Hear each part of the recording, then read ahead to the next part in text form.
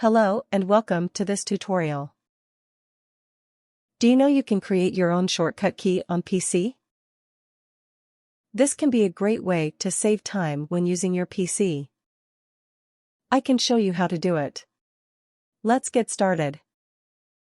First, find the program, file, or folder that you want to create a shortcut key for. Then, right-click on it to open the context menu. In the context menu, select Properties at the bottom of the list. This will open the Properties window for the selected program. In the Properties window, click on the Shortcut tab at the top. In the Shortcut tab, click on the Shortcut key box. Then, press the key combination that you want to use as your shortcut. For example, you can use Ctrl plus Shift plus K. Click on Apply and then OK to save your changes.